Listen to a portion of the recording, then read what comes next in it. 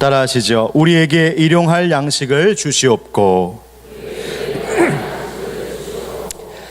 이제 추석이 며칠 앞으로 다가왔습니다. 매년 돌아오는 명절이고 또 옛날과는 많이 달라진 명절 오늘의 모습이지만 그래도 명절은 명절인지라 사람들은 들뜬 마음 또 즐거운 마음으로 그 추석을 기다리고 또 준비하고 있습니다. 여러분 어떤 계획을 갖고 계신지요? 벌써부터 혹시 스트레스로 잠을 못 이루고 계신 주부님들은 안 계신지 모르겠습니다. 5월 농부, 8월 신선이라고 하는 말이 있습니다. 5월은 농부들이 농사를 짓기 위해 땀 흘려 수고하는 때이지만 음력 8월이 되면 한 해 농사가 이제 서서히 마무리되어 가는 때라 한가롭게 일하면서 신선처럼 지낼 수 있는 때다라는 뜻에서 생긴 말입니다. 또 더도 말고 덜도 말고 한가위 날만 같아라 하는 이야기도 있지요. 또 추석을 우리는 중추절이라고도 말합니다. 이 말을 풀면 가을의 가장 한 중심 한가운데, 즉 가을 중에 가을이라고 하는 뜻입니다. 그만큼 추석은 우리 민족에게 가장 아름답고 풍성하고 으뜸이 되는 참 좋은 명절이고 한 해에 흘린 모든 그 수고를 마치 보상받듯이 그렇게 풍성함 속에 즐거움 속에 지내게 되는 때가 바로 이 추석 명절입니다.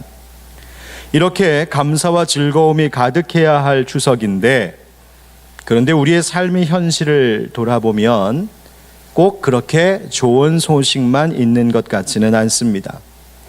2016년의 추석을 맞이하고 있는 우리들을 둘러싼 소식들은 오히려 우리의 마음을 무겁게 하는 이야기들이 있습니다. 몇 가지 들어볼까요? 먼저 경제적인 큰 어려움이 있겠죠. 한진해운 법정관리 문제로 우리나라 기업들이 발이 꽁꽁 묶이면서 물류 대란이 일어나고 큰 손실과 어려움을 겪고 있는 상황입니다. 한 라디오 프로에 사연이 소개되는 것을 들었습니다. 한진해운 신항만에서 일하시는 용역 근로자들이 하루아침에 일자리를 잃었다 하는 이야기였습니다. 용역회사 직원이다 보니 충분한 대우도 받지 못하고 최저임금 받으면서 그렇게 지금까지 열심히 일했는데 결국 이렇게 되었다고, 쓸쓸하고 막막한 추석을 보내게 되었다고 큰 한숨 짓는 그 사연에 듣는 제 마음이 무거웠습니다. 또 이런 소식도 있습니다. 대한민국이 1인 가구 520만의 시대가 되었다고 하더군요. 1990년에만 해도 100만 가구 조금 넘었었는데 25년 사이에 무려 1인 가구의 수가 5배가 늘었습니다. 여러분, 그래서 요즘 유행하는 말이 있어요. 혹시 아십니까? 혼밥족, 혼술족이라고요. 혼자 가서 밥 먹는 족속들, 혼자 술 마시는 사람들, 바로 혼자 그렇게 생활하는 1인 가구들이 많다는 얘기입니다. 얼마 전 우리가 사는 이 고양시 어느 식당에서도 혼밥족들의 모임이 있었습니다.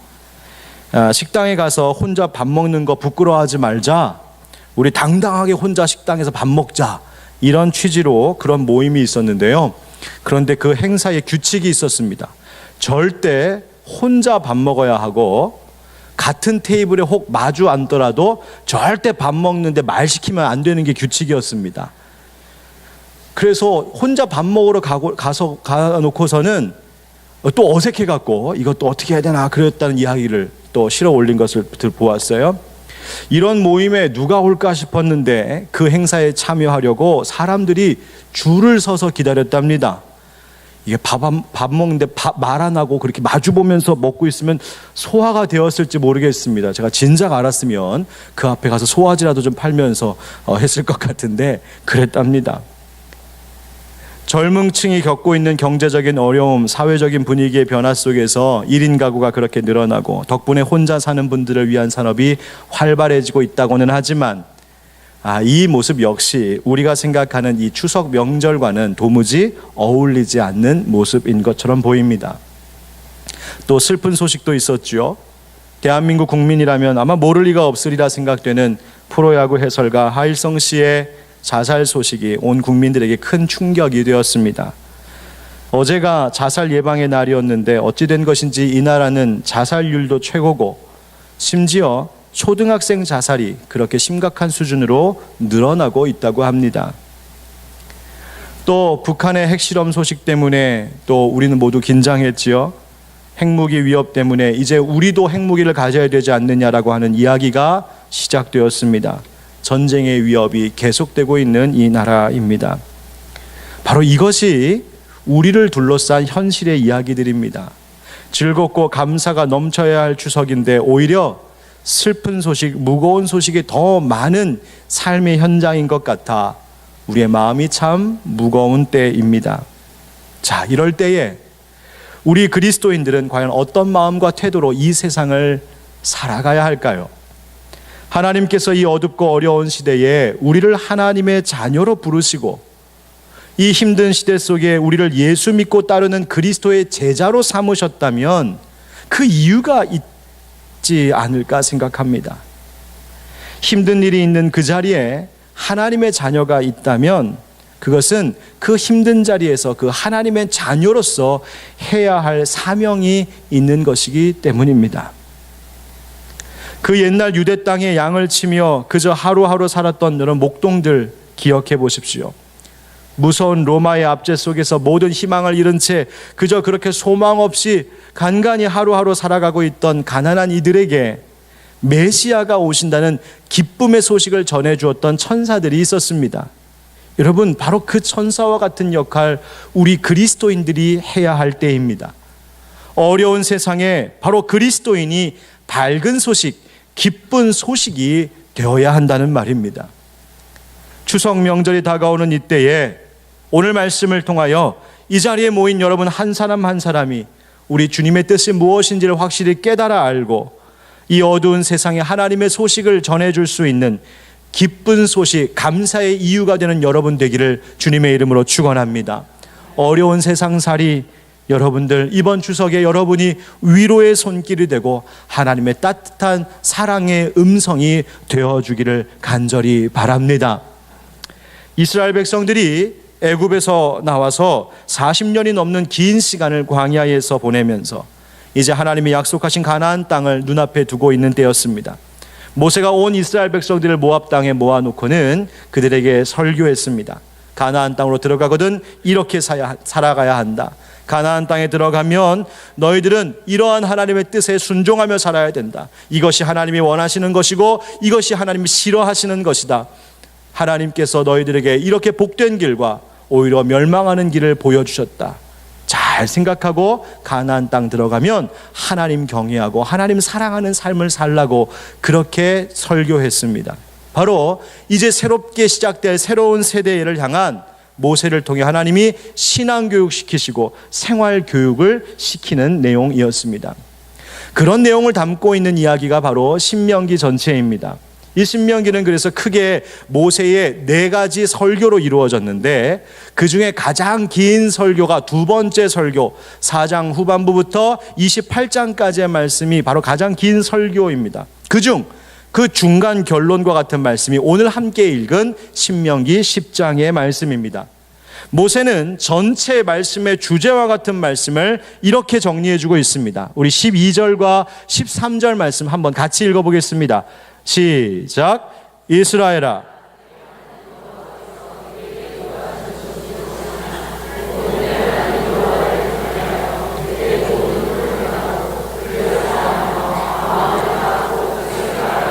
네 하나님 여호와를 섬기고 내가 오늘 네 행복을 위하여 내게 명하는 여호와의 명령과 규례를 지킬 것이 아니냐. 아멘.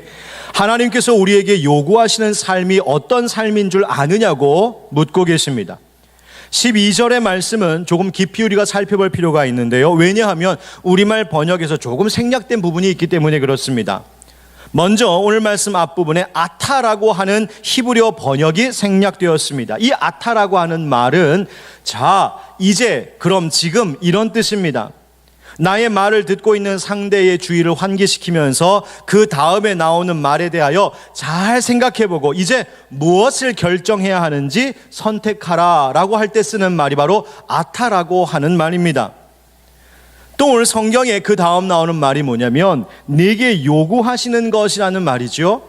여기서 내게라고 하는 말을 조금 더 정확하게 번역하면 너와 함께 있는 것으로부터, 너에게 있는 것으로부터 요구하시는 것이 무엇이냐 이렇게 묻는 것입니다.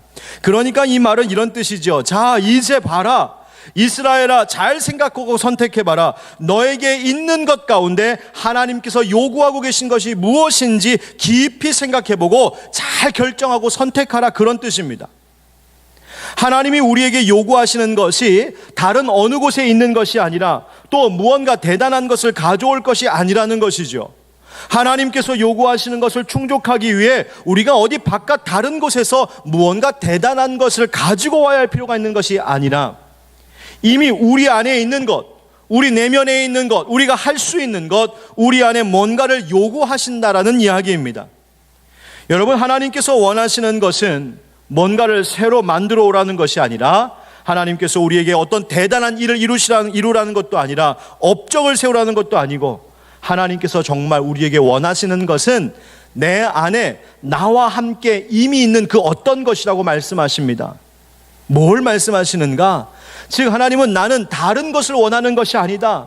얘야, 사랑하는 내 아들 내 딸아, 내가 너에게 뭔가 대단한 것을 이루라고 지금 말하는 것이 아니다.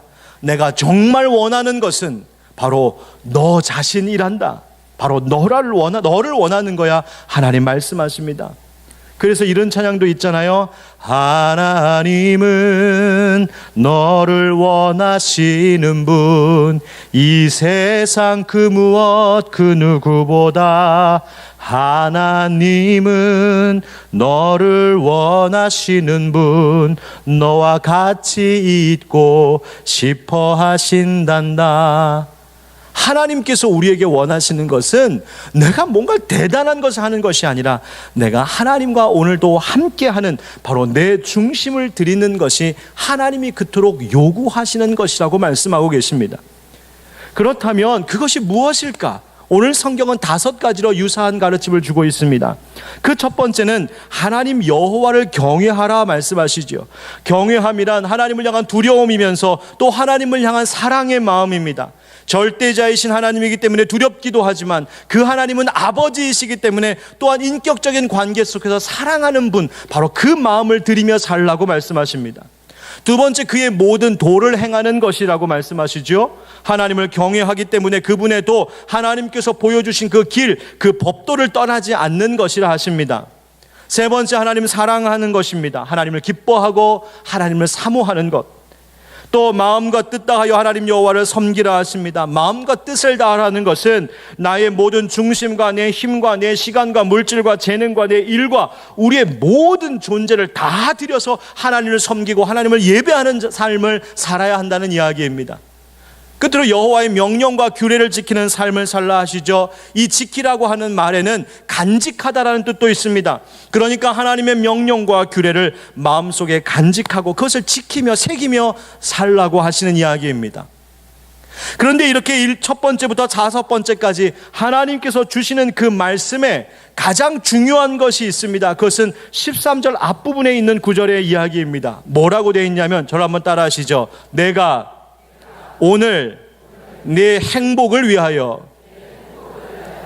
하나님께서 우리에게 그렇게 요구하시는 그 5가지의 모습, 이 명령과 규례를 지키는 이 모든 것들은 다 너의 행복을 위한 것이라고 하나님 말씀하고 계십니다. 하나님께서 우리에게 명령 주시고 규례를 주시고 이것을 그토록 지키는 것이 내가 너희들에게 요구하는 바다라고 말씀하신 이유가 하나님 그저 혼자 좋으시려고 하시는 것이 아니라 그것을 따라 지켜 행하는 우리들의 행복이 바로 거기로부터 시작되기 때문이라고 말씀하십니다. 여기에 비밀이 있습니다. 사람들은 행복하려고 세상을 선택하지요. 더 즐거우려고, 더 행복하려고, 더 만족스럽게 살려고, 그래서 세상의 것을 추구하고 세상의 것을 쫓아 살아갑니다. 그런데 하나님 말씀하십니다. 거기에 행복이 있지 않다고요. 거기에 즐거움과 만족이 있다고 하시지 않습니다. 우리의 기쁨, 우리의 만족이, 우리의 행복이 정말 지속되고 계속되려면 세상의 것이 아니라 하나님의 것을 따르고 하나님의 것을 지키며 살아야 한다고 오늘 주님 우리에게 말씀하시는 줄 믿습니다. 사랑하는 성도 여러분, 행복하게 원하십니까? 만족스러운 삶을 살기 원하십니까? 그렇다면 하나님 우리에게 요구하시는 바 바로 하나님의 명령과 규례 지키며 살아야 할 줄 믿습니다. 바로 거기에 좋은 것이 있기 때문이지요. 그렇다면 하나님, 우리가 지켜야 할 명령과 규례의 내용이 무엇입니까? 오늘 말씀에 우리에게 이것을 그렇게 가르쳐주고 계십니다. 한마디로 말하자면 하나님을 겉으로만 사랑하지 말라고 말씀하십니다. 오늘 본문 14절 말씀 먼저 읽어보죠. 14절만 한번 같이 읽어보겠습니다. 시작. 하늘과 모든 하늘의 하늘과 땅과 그 위의 만물은 본래 네 하나님 여호와께 속한 것이로되. 아멘. 세상의 모든 것이 다 누구에게 속한 것이라고요? 하나님께 속한 것. 바로 이 고백을 가지고 살아가는 것이 하나님의 명령과 규례를 지키는, 즉 하나님 사랑하는 모습이라는 겁니다. 하나님 내게 주신 모든 것이 다 하나님의 것입니다.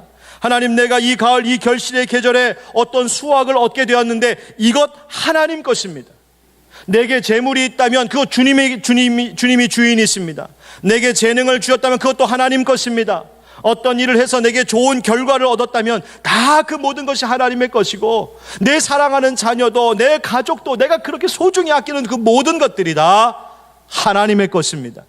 이 고백으로 사는 것이 하나님의 명령과 규례 지키는 여호와를 사랑하는 삶이라고 말씀하십니다. 오늘 말씀에 또 15절 같이 읽어볼까요? 15절 시작. 여호와께서 오직 네 조상들을 기뻐하시고 그들을 사랑하사 그들의 후손인 너희를 만민 중에서 택하셨음이 오늘과 같으니라. 아멘. 하나님 내게 주신 모든 것들이 다 하나님의 것입니다. 마찬가지로 나도 하나님의 것입니다. 내 소유만 하나님의 것인 것이 아니라 내 생명도, 내 목숨도, 내 인생도, 내 꿈과 내 계획도 다 하나님 것입니다.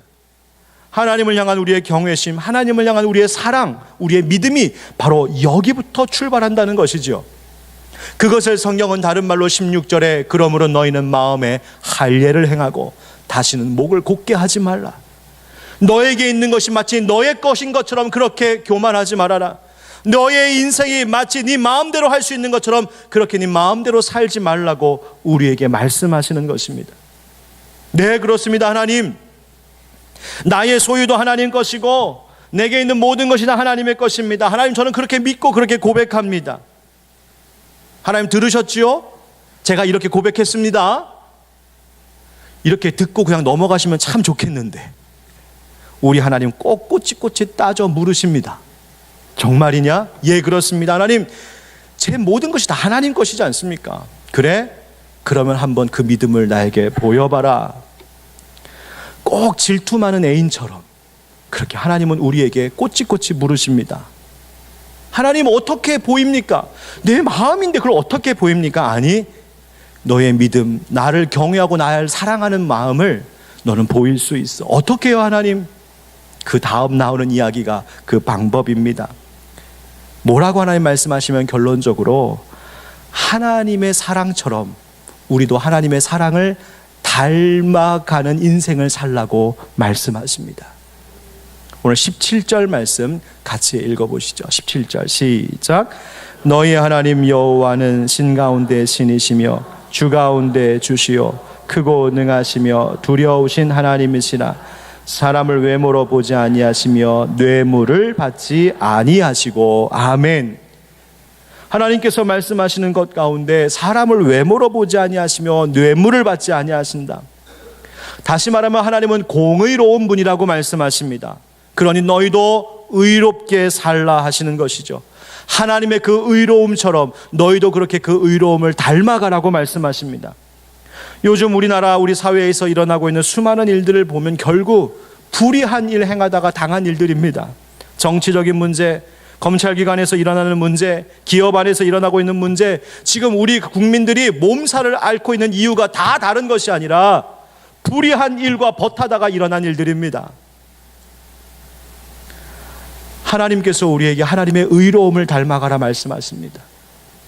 뿐만 아니라 하나님을 사랑하고 하나님을 표현하는 또 하나의 방법이 있으니 그것은 하나님의 사랑을 닮아가라는 것이었습니다. 오늘 18절 19절 말씀 같이 읽어보겠습니다. 18절 19절 시작. 고아와 과부를 위하여 정의를 행하시며 나그네를 사랑하여 그에게 떡과 옷을 주시나니 너희는 나그네를 사랑하라. 전에 너희도 애굽 땅에서 나그네 되었음이니라. 아멘.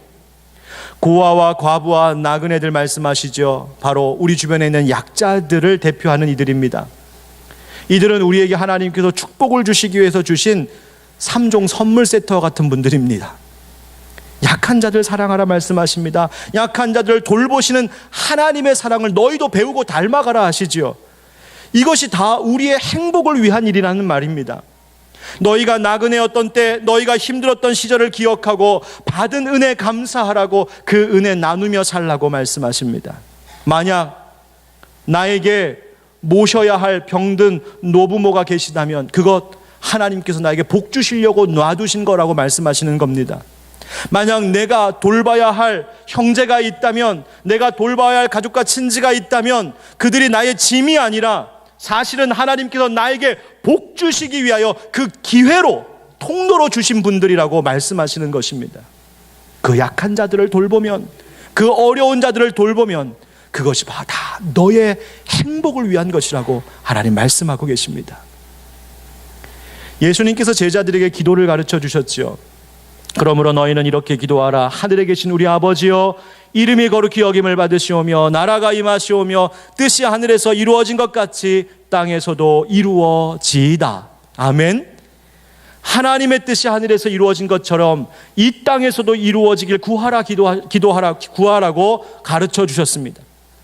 우리의 삶이 하나님의 나라와 하나님의 그 거룩하심과 하나님의 뜻을 위한 삶이 되도록 기도하라고 가르쳐 주셨습니다.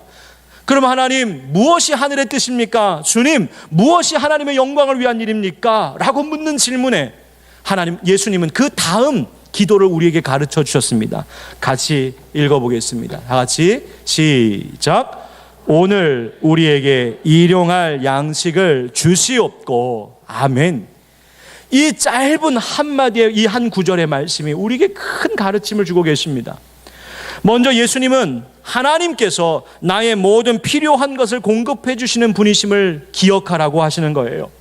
우리가 먹고 마시고 입고 누리며 살 수 있는 모든 것들이 다 하나님께로부터 오는 것임을 알라 하십니다.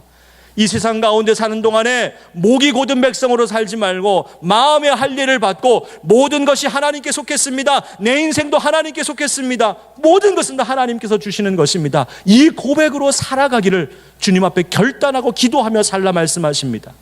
뿐만 아니라 우리에게 일용할 양식 주시옵고 라고 기도하라 하셨죠. 일용할 양식은 그날에 먹을 것입니다. 내게 주시는 것 감사하고 만족할 줄 알라는 것이죠. 뿐만 아니라 중요한 것은 바로 이 양식을 주실 때 나에게 주신 것이 아니라 바로 우리에게 주셨다라고 하는 사실입니다. 하나님은 나에게 주신 것이 아니라 우리에게 주시는 하나님이십니다. 즉 나에게 있는 것은 나만의 것이 아니라 우리의 것 되어야 한다는 말씀이죠. 그렇습니다. 사랑하는 형제자매 여러분, 하나님은 누군가에게 무언가를 공급하실 때에 나를 그 통로로 삼으신다는 사실을 기억하셔야 합니다. 내게 있는 것들이 나만을 위한 것이라는 생각을 내려놓아야 우리는 행복해집니다. 나를 통해 하나님은 누군가에게 필요한 것을 주시고자 하시고, 만약 내가 그것을 나누지 않는다면, 누군가에게 나를 통하여서 그것이 흘러가지 않는다면 나로 인하여서 그 길이 막혀버리는 것입니다. 그러면 하나님은 나라고 하는, 내 인생이라고 하는 복의 통로를 사용하지 않으려고 하실 것입니다. 여러분, 저를 한번 따라 하시죠. 우리는 하나님의 공급로입니다. 우리 흔히 이것을 복의 통로 이런 말 쓰지요. 하나님은 나를 사용하십니다. 무엇을 위해? 이 땅 가운데 모든 이들에게 일용할 양식, 먹을 것뿐만이 아니라 정서적으로도 영적으로도 문화적으로도 사회적으로도 어려움과 아픔과 외로움 가운데 있는 이들에게 나를 통하여 필요한 것들을 주시려고 하나님은 나를 통로로, 공급로로 삼으신다는 이야기입니다. 꿈을 키워주는 사람이라는 책에 나오는 한 이야기를 좀 요약해서 읽어드리겠습니다. 좀 길지만 한번 들어보시죠. 1983년 12월 영하의 추운 날씨에 미국 필라델피아의 한 가정에서 12살 난 트레버 페렐이라는 소년이 저녁 뉴스를 보고 있었습니다. 그런데 화면에 그 소년의 시선을 사로잡는 뉴스가 나오고 있었습니다. 화면에는 노숙자들의 힘겨운 겨울나기가 보도되고 있었습니다. 갑자기 너무 추워져서 그들이 동사할지도 모른다는 이야기였습니다. 뉴스가 끝나자 소년의 마음이 심란했습니다. 자기가 사는 동네에 그렇게 어려운 분들이 계신 줄은 몰랐던 것이지요. 그때 문득 이런 생각이 들었습니다. 내 담요를 노숙하는 분께 갖다 드리면 조금이라도 도움이 되지 않을까? 담요 하나 갖다 드리는 게 뭐 그리 어려운 일이겠어? 그러고는 자기 방에서 자기가 쓰던 담요와 베개를 갖고 나왔습니다. 아버지가 운전을 하고 아들이 그 옆에 타고 필라델피아의 밤거리를 달렸습니다. 한참을 달리다 보니 한 남자가 웅크리고 앉아 추위를 막으려고 애쓰는 모습이 보였습니다. 트레버는 차를 세워달라고 하고는 담요와 베개를 갖고 가 아무 말 없이 그 사람에게 내밀었습니다. 그는 고개를 들어 트레버의 눈을 바라보다가 떨리는 음성으로 짤막하게 속삭였습니다. 하나님이 너를 축복하실 거야. 트레버는 흥분을 감출 수가 없었습니다. 다음 날 밤 그는 더 많은 담요를 노숙자들에게 갖다 주자고 아버지를 쫄라댔습니다. 이런 식으로 며칠을 다니다 보니 페렐신의 집에는 담요와 베개가 나만하지 않게 되었습니다. 그러자 트레버는 도움을 요청할 만한 이웃들의 명단을 작성하기 시작했습니다. 이 이야기는 삽시간에 필라델피아 전역으로 퍼져나갔습니다. 일간지들은 트레버의 자선을 특집으로 보도했고 여기저기서 자선의 손길이 한꺼번에 밀려들기 시작했습니다. 대학 동아리 연합회에서는 회원 전원이 봉사를 자원했고 패스트푸드 체인점에서는 푸짐한 먹거리를 공급했고 이를 위해 트럭을 기증하는 사람들도 있었습니다. 미 육군의 보급을 담당하는 장교는 군인들에게 제공하고 남은 담요와 코트가 창고에 가득 있으니 원하면 언제든 노숙자들에게 나눠줬다고 했습니다. 오래지 않아 필라델피아는 어딜 가든 트레버가 벌이고 있는 일에 대한 이야기로 웃음꽃을 피우게 되었습니다. 그러나 트레버에게서 시작된 이 거대한 자선의 물결에 회의적인 시선을 보내는 사람도 적잖았습니다. 무엇보다 노숙자 문제를 담당하고 있는 시 공무원들이 남색을 표명했습니다. 그들은 전문가를 초청해 토론회를 열어 문제점을 짚어보게 했습니다. 트레버 역시 패널 자격으로 그 자리에 참석했습니다. 진행자는 먼저 저명한 대학의 사회학 교수에게 노숙자들에 대한 트레버의 접근법을 논평해달라고 부탁했습니다. 그러자 그는 학자적 견해를 제시하기 시작했습니다. 노숙자들의 문제는 결코 간단한 문제가 아닙니다. 그런데 지금 트레버 군이 쓰고 있는 방법은 너무도 간단한 미봉책에 지나지 않습니다. 복잡한 문제는 해결책 역시 복잡하기 마련인데 이제 겨우 12살 난 꼬마가 그걸 알 리가 없지요. 진행자가 트레버에게 이에 대해 어떻게 생각하냐고 물었습니다. 그러자 대답합니다. 전 아직 어려서 교수님 말씀이 무슨 뜻인지 모르겠습니다. 그렇지만 오늘 저녁에 담요를 나누어 주면서 그분들에게 여쭤볼게요. 교수님 말씀대로 복잡한 해결책을 찾으면 그때서야 도와드리는 것이 좋은 방법인지 말이죠. 트레버의 선행은 인도 캘커타에까지 알려졌고 이 소식을 접한 테레사 수녀는 깊은 감명을 받아 그곳을 방문할 수 있도록 초청장을 보내기도 했습니다. 대체 이 모든 일이 시작된 동기가 무엇이었을까요? 그에게는 꿈을 키워주는 사람이 있었습니다. 바로 주일학교 선생님이었습니다. 트레버는 다른 소년들과 조금도 다르지 않은 수줍음 많고 나설 줄 모르는 소년이었습니다. 그런데 그가 처음 거리로 나가기 몇 주 전 선생님으로부터 말씀을 들었습니다. 하나님은 우리 한 사람 한 사람에 대해 꿈을 갖고 계신단다. 두 눈을 크게 뜨고 지켜보렴. 하나님이 너희들이 무슨 일 하기 원하시는지 보여주실 테니. 트레버의 꿈은 지금도 계속 이루어지고 있습니다. 현재까지 트레버의 노력으로 노숙자들에게 제공된 식사만도 200만 인분이 넘으며 주택과 일자리를 공급받은 사람은 1,800명이 넘습니다. 게다가 1983년 이후로 필라델피아에서는 길에서 얼어 죽는 사람이 단 한 사람도 없었답니다. 이 책에서 이 이야기를 마무리하는 한 문장이 제 마음에 남아 여러분에게 이 긴 이야기를 소개해드렸습니다. 한번 같이 읽어보시죠. 시작. 나눔은 프로그램이나 캠페인이 아닙니다. 그저 담요와 베개를 들고 밤거리 속으로 나갈 때 나눔의 기적은 시작되는 것입니다. 아멘. 나눔이라고 하는 것은 뭔가 대단한 것이 아니랍니다. 하나님이 우리에게 요구하시는 것은 뭔가 대단한 일이 아니라고 하십니다. 그저 내게 주신 사랑, 내게 주신 은혜 감사해서 그것이 없는 누군가에게 오늘도 나를 통해 일용할 양식 공급하시길 원하시는 주님과 함께 그 주님 손 붙잡고 누군가에게 그 작은 사랑, 그 작은 나눔을 내가 행할 때에 기적은 시작된다고 이야기하는 것입니다. 복지 정책과 사회적인 방법을 생각할 때 때로는 무엇이 옳은 길인지 판단이 어려울 때가 분명히 있습니다. 그러나 하나님이 그리스도인들에게 뭘 원하시는지 우리는 생각해야 합니다. 나눔은 어떤 모양으로든 반드시 필요한 것이요, 많은 정책과 많은 토의와 많은 논평들 앞서 우리의 실제적인 나눔의 실천이 우선되어야 하는 것, 바로 그리스도인들에게 하나님이 원하시는 것인 줄 믿습니다. 100년경 시리아의 한 지역에서 발견된 기독교 문헌 중 가장 오래된 책인 디다케라고 하는 책에 있는데, 거기에는 정말 초대교회 우리 믿음의 선조들이 어떻게 살았는지에 대한 이야기가 실려 있습니다. 그 중에 이런 대목이 있어요. 여러분에게 소개합니다. 궁핍한 자에게서 돌아서지 말며 모든 것들을 네 형제와 함께 공유하고 내 것들이라고 말하지 말라. 너희가 불사하는 것을 공유하고 있으니 하물며 사멸하는 것들을 공유하는 것쯤이랴. 불사하는 것이 무엇입니까? 영원히 사라지지 않을 것, 우리는 공유하고 있다는 겁니다. 예수 그리스도께서 우리에게 영원한 생명을 주신, 영원히 사라지지 않을, 영원히 없어지지 않을 것을 우리는 이미 공유하고 있는 이들인데, 하물며 이 세상에서 곧 사멸할 것, 이 세상에서 썩어 없어질 것, 조금 쓰다 보면 다 사라질 세상의 물질과 같은 것들을 나누는 것은 마땅히 우리가 공유해야 할 것들이 아니냐고 우리 믿음의 선조들은 그렇게 교훈하고 있는 것입니다. 사랑하는 성도 여러분, 추석 명절이 다가옵니다. 풍성함과 감사 속에 기뻐해야 할 추석인데 그렇지만은 않은 현실을 살아가는 우리들의 모습이 있습니다. 경제적인 문제 때문만이 아니라 오히려 함께 모이는 것이 너무나 무거운 짐이고 아픔이 되는 그런 어려운 관계 속에 계신 분들도 계십니다. 좋은 소식 가지고 모여야 하는데 그렇지 않아서 가족들, 친척들 보기가 불편한 분들도 계실지 모르겠습니다. 아니, 그렇게라도 같이 모일 수 있는 가족들, 친지들이라도 좀 있으면 좋겠는데 오히려 명절이 더 쓸쓸하게 보내야 할 힘든 시간인 분들이 계십니다. 이 시점에 하나님이 선택하라고 하십니다.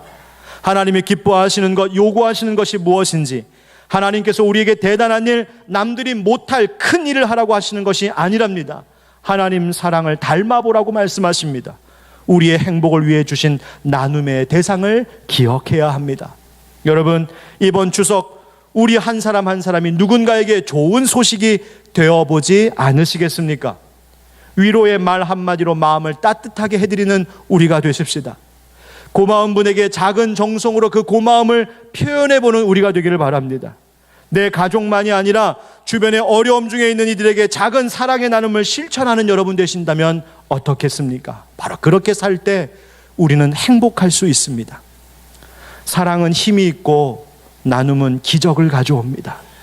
비록 현실의 어려움은 이루 말로 다할 수 없다 해도, 그래서 명절임에도 불구하고 우리의 지갑은 텅텅 비어있고 식탁에 차려진 것은 비록 초라하다 말할지라도 우리 그리스도인들의 사랑과 나눔으로 우리의 마음, 우리의 영혼만큼은 어느 해보다 풍성하고 즐거운 올 명절이 될 수 있기를 주님의 이름으로 축원합니다. 여러분이 이제 만나는 모든 이들에게 이번 한 주 기쁨의 소식이 되어 주십시오. 위로의 손길이 되어 주십시오. 나눔의 기적이 시작이 될 수 있기를 간절히 바랍니다. 기도하겠습니다.